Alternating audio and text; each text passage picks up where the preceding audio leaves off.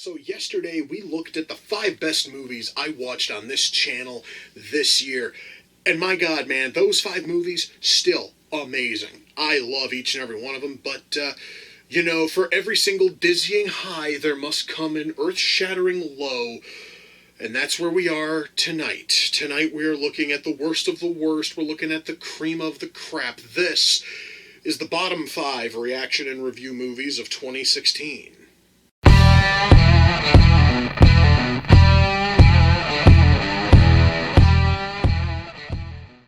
Number 5 is a movie that I had to put on this list out of sheer principle. It is a movie that is so bad it almost ruined an entire franchise for me.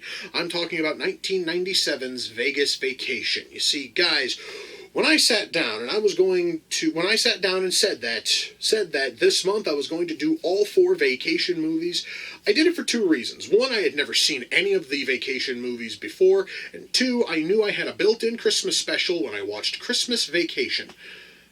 Nothing could prepare me for how bad Vegas Vacation really was. I honestly thought that I had hit the low point when I watched European Vacation and they were telegraphing every single joke a good 30 seconds before the joke hit.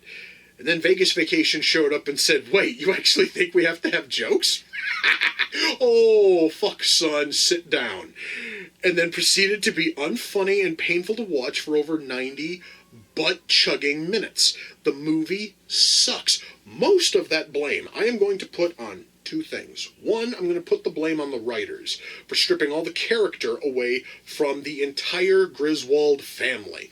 Mind you, the fucking kids really didn't have a whole lot of personality to speak of. That, honestly, is why they could recast them every fucking movie.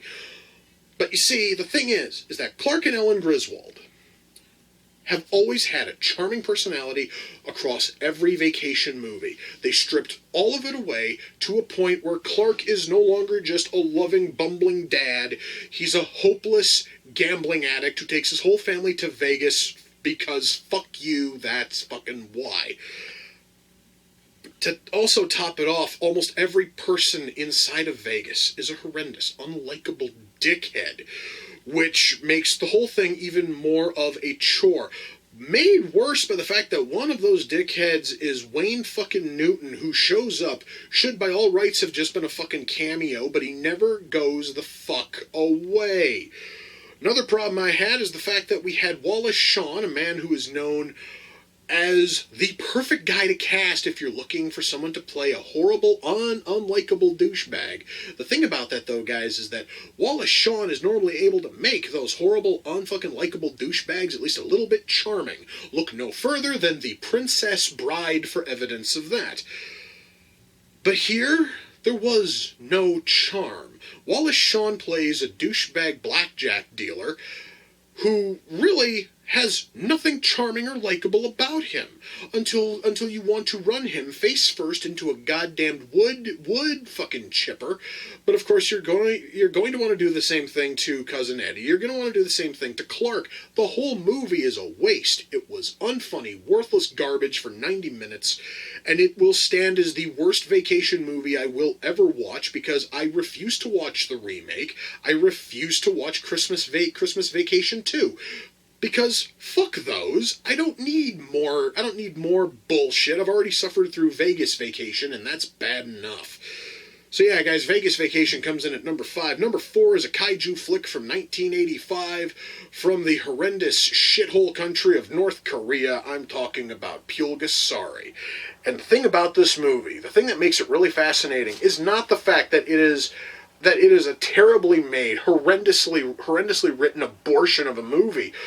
It's the story behind the making of it, because at the time the leader of North Korea was a fucking demented midget by the name of Kim Jong-il, who wanted North Korea to be the next Hollywood because Kim Jong-il was a huge movie fan.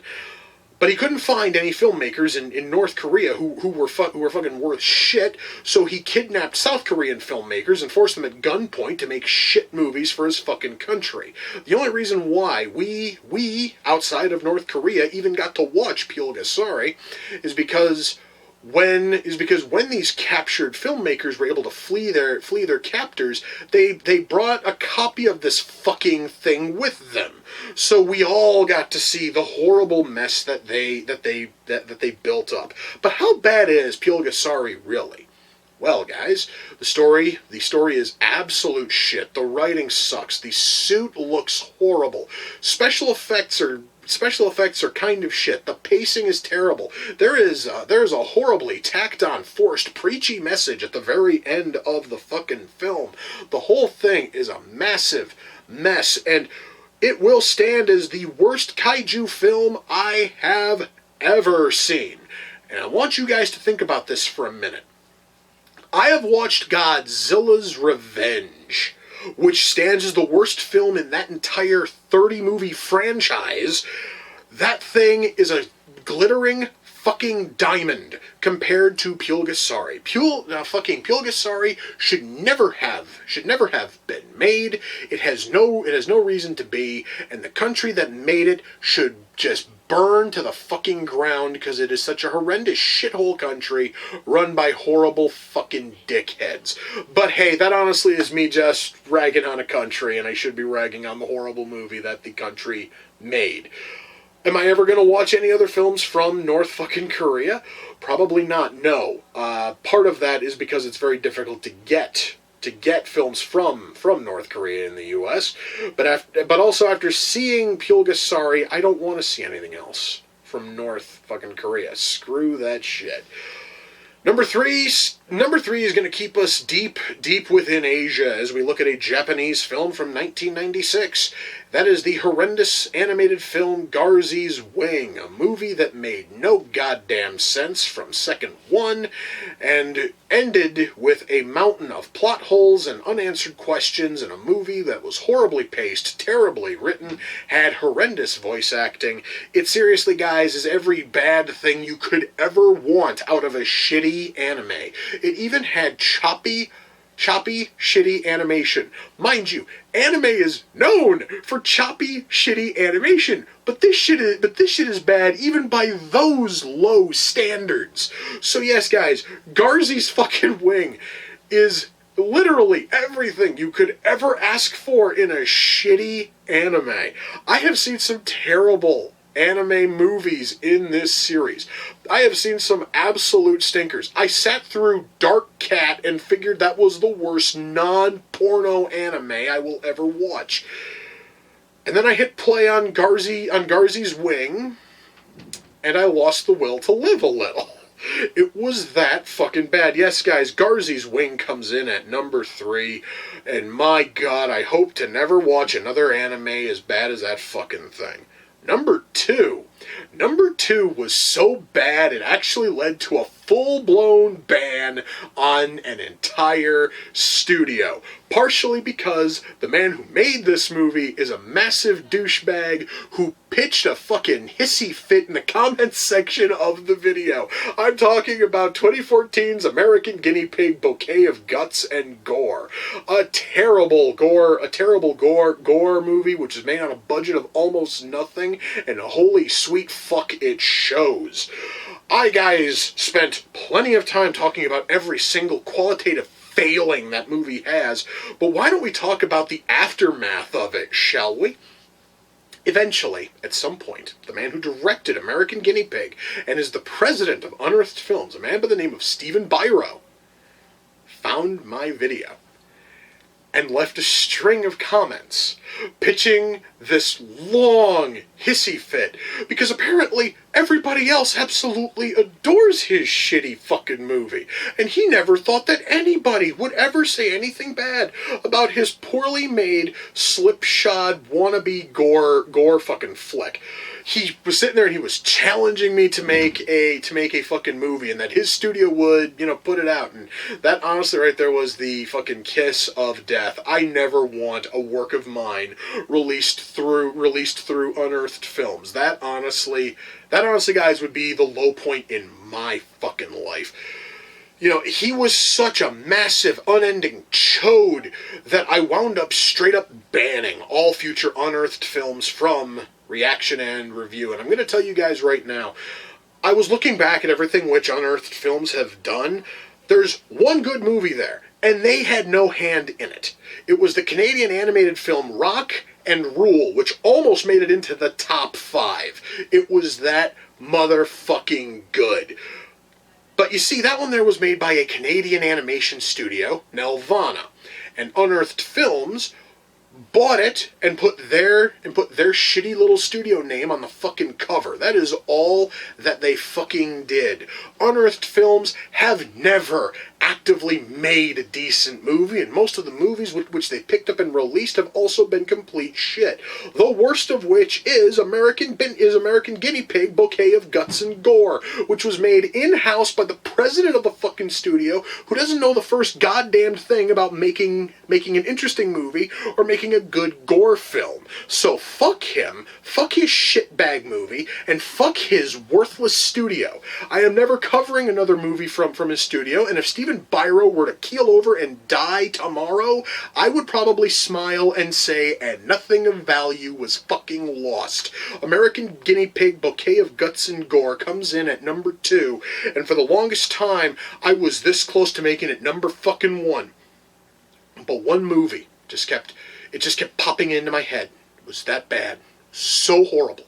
Number 1 is a small indie flick from 2011 called The Time Machine I Found at a Yard Sale. If you guys ever wanted to see a movie that absolutely fails on every single motherfucking level, look no further than The Time Machine I Found at a Yard Sale. I would love to tell you if the acting is good or bad, but the sound mix is so fucking horrible you can only hear about a third of the fucking dialogue. Oftentimes the dialogue is being drowned out by shit like paper bags that are being rustled on set, or people fucking around with seat belts. You can't hear the dialogue over shit that should be in the background. There was no attempt at fixing the audio mix at all. Damn near everything is done on green screen, and it looks horrible. The acting is wooden and lifeless and shit, and there are so many shots that are just pointed directly at the actor, and the actor is forced to spike the fucking camera and talk as if they're talking to someone else.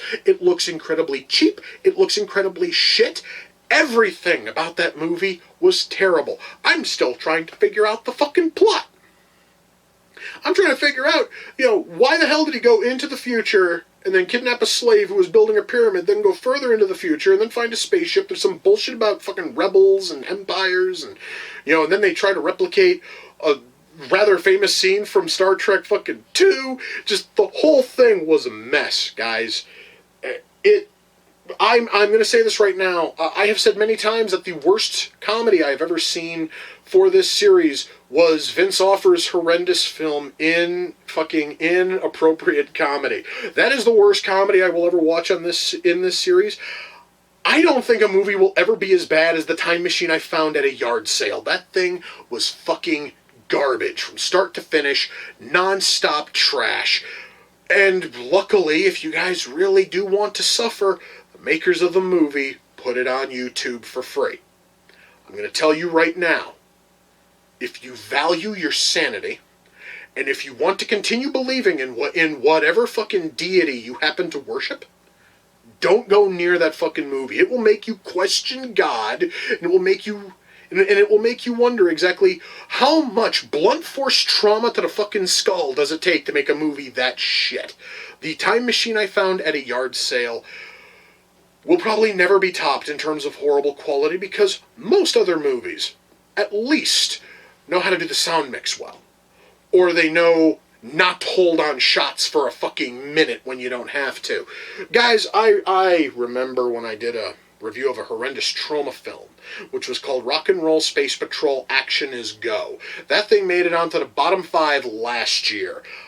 I'm going to tell you right now, upon watching The Time Machine I Found at a Yard Sale, I grew a newfound respect for Rock and Roll Space Patrol Action is Go. At least that thing was trying to be quirky. At least, honestly, I could look at the fact that they were using, 1977 Dodges as spaceships and kind of smile a bit and go, well, that is really fucking stupid. I could still at least smile at some of the horrendous, stupid shit I saw in that movie. The time machine I found at a yard sale is trying to play everything completely fucking straight, and the horrendous acting, what fucking little of it you can actually hear, totally ruins that. The horrendous CG ruins that. The awful writing ruins that. The pacing ruins it. I am still floored by the fact that they have a scene where the character is drinking a glass of orange juice and it takes 45 seconds because he goes and he takes a sip and then he looks off camera waiting for the fucking director to tell him to put the glass down. Holy fuck. Guys, I hated that movie. And I swear to God, I hope never to see anything as bad as the time machine I found at a yard sale. That fucking thing will probably stand as the worst movie I have ever watched for this series. Ever. Period. End of fucking discussion. Because most other movies at least try. Now I'm hoping for 2017 to be a strong year. I am hoping to not have movies as bad as what we just saw here in the bottom 5. I'm hoping for a year of awesome films, fantastic movies. I've already got the first, 4 months worth of 2017 scheduled, and I'm going to tell you guys right now, I have high hopes on most of those movies. I am hoping beyond hope that 2017 will be a year when I don't have a bottom 5, because it'll be a year of awesome movies. The odds of that happening are really fucking slim, but I'm still hoping. Good God, I'm hoping. Because if I get another year with shit like Garzy's Wing and Vegas Vacation and Pulgasari, I'm probably just going to fall into a deep, deep depression that nothing will ever drag me out of.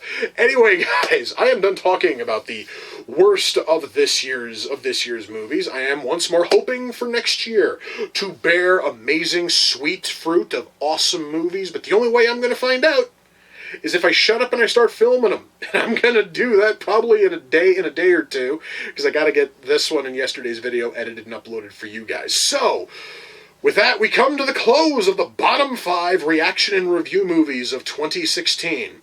And to all 5 of these movies, I say eat a fat dick and die. And to all of you, I will see you guys next year. Peace.